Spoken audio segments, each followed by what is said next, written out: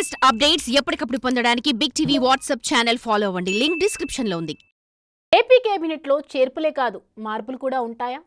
మంత్రివర్గం నుంచి తప్పిస్తే ఎవరిని తప్పిస్తారు? అసలు కూటమి ప్రభుత్వం ఏర్పడిన 6 నెలల కాలంలోనే మార్పులు చేర్పులపై ఎందుకు చర్చ మొదలైంది? కొత్తగా మంత్రివర్గంలో చోటు దక్కించుకున్న వారి పరంగా అంత జరగరాని తప్పులు జరిగిపోయాయా? కేబినెట్లో ఖాళీగా ఉన్న మంత్రి పదవి జనసేన కోటాలో నాగబాబుకి ఫిక్స్ అయింది. ఆయన పదవి బాధ్యతలు స్వీకరించేటప్పుడే సీఎం చంద్రబాబు మంత్రివర్గంలో మార్పులు చేర్పులు చేస్తారు. దానికి సంబంధించి తెలుగుదేశం వర్గాల్లో జరుగుతున్న చర్చ ఏంటి?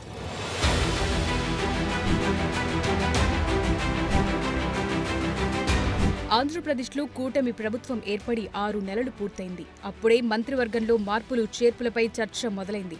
పార్టీలో సీనియర్లను కాదని ముఖ్యమంత్రి చంద్రబాబు ఈసారి కొత్త వారికి మంత్రి పదవులు కట్టబెట్టారు. పార్టీ భవిష్యత్ అవసరాల కోసం కొత్త తరానికి పెద్దపీట వేశారు. అయితే మొదటిసారి కేబినెట్ బెర్తులు దక్కించుకున్న వారిలో కొందరిపై నెగటివ్ టాక్ మొదలైంది. దాంతో అతి త్వరలోనే కొందరు మంత్రులు మాజీలవుతారన్న అంశం టీడీపీ వర్గాల్లో హాట్ టాపిక్ గా మారింది.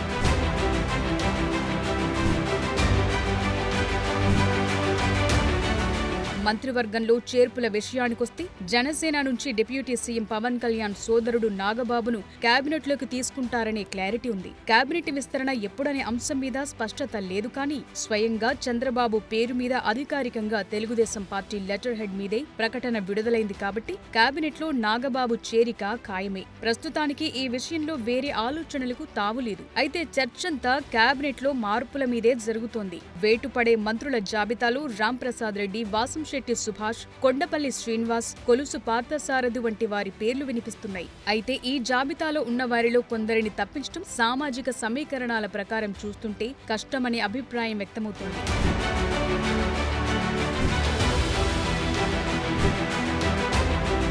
కార్మిక శాఖ మంత్రి వాసంశెట్టి సుభాష్ ఈయన్ను కేబినెట్లో నుంచి తప్పిస్తారనే ప్రచారం జోరుగా సాగుతోంది. సామాజిక సమీకరణాలను బేరీజు వేసుకుని చూస్తే సుభాష్ ను మంత్రివర్గం నుంచి తప్పించే అవకాశాలు దాదాపుగా కనిపించడం లేదని చెప్పాలి. ఉమ్మడి ఉభయ గోదావరి జిల్లాల్లో శెట్టి బలిజ సామాజిక వర్గం నుంచి సుభాష్ కేబినెట్లు ప్రాతినిధ్యం వహిస్తున్నారు. అదే సామాజిక వర్గం నుంచి పితాని సత్యనారాయణ సీనియర్ ఎమ్మెల్యేగా ఉన్న జూనియర్లను, యువతను ప్రోత్సహించాలనే ఉద్దేశంతో సుభాష్ కి అవకాశం ఇచ్చింది పార్టీ అధిష్టానం. ఆయన ఎమ్మెల్సీ ఎన్నికలకు సంబంధించి ఓటర్లను నమోదు చేయించడంలో విఫలమయ్యారు. పార్టీ నిర్దేశించిన టార్గెట్ ను సుభాష్ రీచ్ అవ్వకపోవడంతో చంద్రబాబు ఆయనపై తీవ్ర స్థాయిలో ధ్వజమెత్తారట. దానికి సంబంధించి లీక్ అయిన ఆడియో వైరల్ అయింది.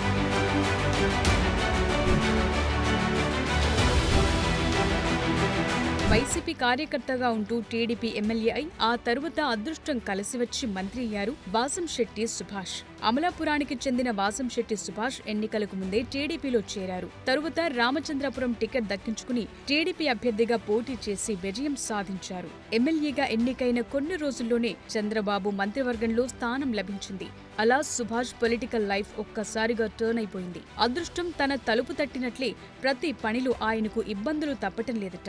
ఏదో ఒక రూపంలో చిక్కులు, చివాట్లు ఎదుర్కోవాల్సి వస్తుందట. ఆయన మంత్రిగా ప్రమాణ స్వీకారం చేసింది మొదలు ఇప్పటి వరకు ఏ కార్యక్రమం చేసినా ఏదో ఒక వివాదానికి దారితీస్తూనే ఉందట.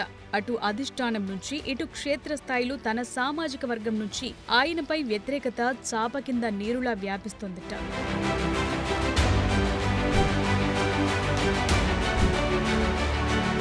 ఉమ్మడి తూర్పుగోదావరి జిల్లాలో చాలా మంది సీనియర్ నేతలు ఉండటం, వారికి కాకుండా సుభాష్ కు మంత్రి పదవి ఇవ్వటం ఆ జిల్లాలో ఎవరికీ నచ్చలేదు. దీంతో కేబినెట్ షఫ్లింగ్ జరిగితే సుభాష్ ను తప్పిస్తారనే ప్రచారం జరుగుతోంది. సుభాష్ ను తప్పించడం అంటూ జరిగితే పితానికి ఛాన్స్ ఖాయమంటున్నారు. కానీ ప్రస్తుతమున్న పరిస్థితుల్లో జూనియర్లకు అవకాశం ఇచ్చి చూడాలన్న థియరీ ప్రకారం సుభాష్ ను తప్పించే అవకాశాలు దాదాపు లేవనే చర్చ జరుగుతోంది.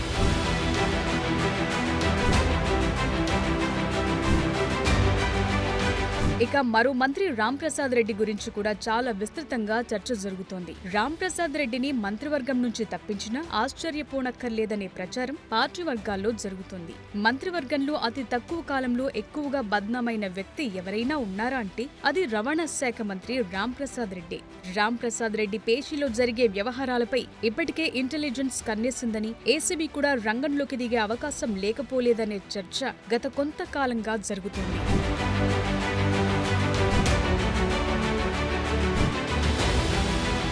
ప్రస్తుత పరిస్థితుల్లో రాంప్రసాద్ రెడ్డిని తప్పిస్తే ఆ స్థానాన్ని మరో రెడ్డి సామాజిక వర్గానికి చెందిన నేతతో భర్తీ చేయాల్సి ఉంటుంది. ఈ పరిస్థితుల్లో సీనియర్ నేత సోమిరెడ్డి చంద్రమోహన్ రెడ్డికి అవకాశం ఉండే ఛాన్స్ ఉన్నా అదే జిల్లా నుంచి ఆనమున్నారు కాబట్టి సోమిరెడ్డికి ఎంతవరకు ఛాన్స్ ఉంటుందో చూడాలి. ఇక ఇదే సామాజిక వర్గానికి చెందిన నల్లారి కిషోర్ కుమార్ రెడ్డి పేరు తెరపైకొచ్చే ఛాన్స్ ఉందంటున్నారు. వాస్తవానికి కేబినెట్ లో కిషోర్ కుమార్ రెడ్డి పేరు ఖచ్చితంగా ఉంటుందని అందరూ భావించారు. కానీ కిషోర్ కుమార్ రెడ్డి ఆశల మీద నీళ్లు చల్లింది అధిష్టానం. అలాగే కడప జిల్లా నుంచి అదే సామాజిక వర్గానికి చెందిన మాధవిరెడ్డి పేరును పరిశీలించే ఛాన్స్ ఉందంటున్నారు.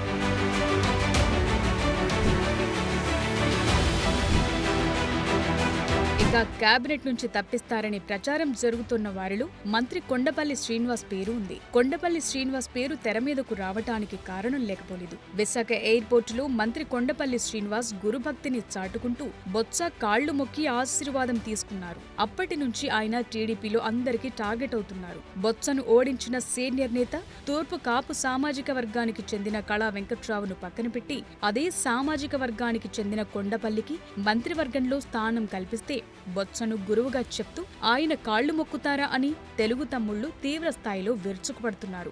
ఒకవేళ కొండపల్లిని తప్పిస్తే కళా వెంకట్రావుకే మంత్రి పదవి దక్కుతుందంటున్నారు. అందుకే కొండపల్లి సడన్ గా డ్యామేజ్ కంట్రోల్ పనులు మొదలుపెట్టారు. ప్రెస్ మీట్ పెట్టి మరీ ఉత్తరాంధ్ర గజదొంగ బొత్స అని ఫైర్ అవుతున్నారు. విజయనగరం జిల్లాలో పెద్ద ఎత్తున వాళ్ళ తాలూకా కుటుంబ సభ్యులే ఒక్కొక్క కాన్స్టెన్సీ తీసుకొని వాళ్ళు నిలబడడం కానీ లేకపోతే వాళ్ళ తాలూకా మనిషి నిలబట్టి పూర్తి స్థాయిలో భూదందాలు అవ్వచ్చు, లేకపోతే ఇసుక దందాలు అవ్వచ్చు, లేకపోతే లిక్కర్ దందాలు అవ్వచ్చు, పూర్తి స్థాయిలో వాళ్ళు కుటుంబ పరిపాలన చేసిన తరుణంలో ఈరోజు ప్రజానికం విజయనగరం జిల్లాలో ప్రజానికం అందరూ కూడా ఏకమై ఈరోజు మొత్తం వాళ్ళు ఎవరిని కూడా గెలిపించకుండా కూటమి ప్రభుత్వం నిలబెట్టిన క్యాండిడేట్స్ని ఈరోజు ఏకతాటిగా గెలిపించిన ఈ క్రమంలో మీరు ఆలోచన చేస్తే వాళ్ళ తాలూకా పరిపాలన వాళ్ళ తాలూకా లీడర్షిప్ని పూర్తిగా నిర్వీర్యం చేసే క్రమం మొదలైందని చెప్పుకోవాలి.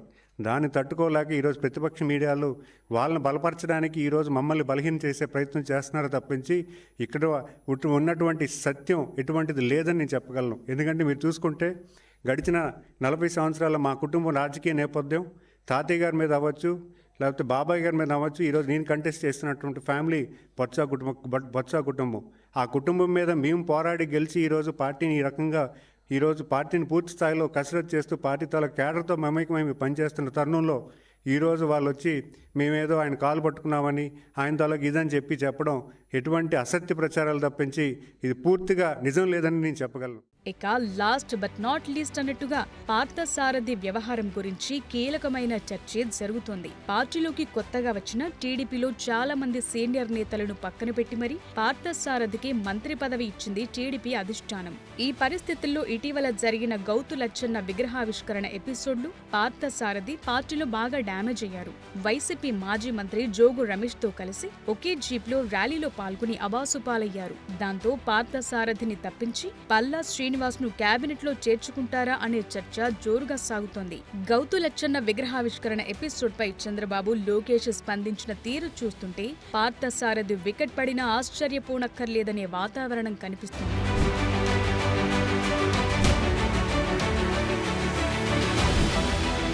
అదలా ఉంటే అసలు ఇంత తక్కువ కాలంలో మంత్రివర్గం నుంచి ఎవరినైనా ఎందుకు తప్పిస్తారు అనేది చూడాల్సి ఉంది. ప్రభుత్వం ఏర్పడి 6 నెలలు గడిచింది. ఈ 6 నెలల కాలంలో మంత్రులుగా వాళ్లకు అప్పగించిన బాధ్యతలేంటి? వాళ్లు నెరవేర్చలేకపోయిందేంటి? అసలు ఇంత త్వరగా మంత్రివర్గంలో మార్పులు చేస్తే ప్రజల్లోకి తప్పుడు సంకేతాలు పంపినట్టవదా అని అభిప్రాయము కొందరిలో వ్యక్తమవుతోంది. ఈ పరిస్థితుల్లో కేబినెట్లో చేర్పులకే తప్ప మార్పులకు ఆస్కారం ఉండదని అంటున్నారు. కేబినెట్లో ఓ సీట్ ఖాళీ ఉంది కాబట్టి, నాగబాబుకు హామీ ఇచ్చారు కాబట్టి అక్కడికే పరిమితమవుతారనే వాళ్లు లేకపోలేదు. ఏదేమైనా అతి తక్కువ కాలంలో మంత్రివర్గంలో మార్పులు చేర్పులపై ఈ స్థాయిలో చర్చ జరగటం గతంలో ఎప్పుడూ లేదనే అభిప్రాయం వ్యక్తమవుతోంది.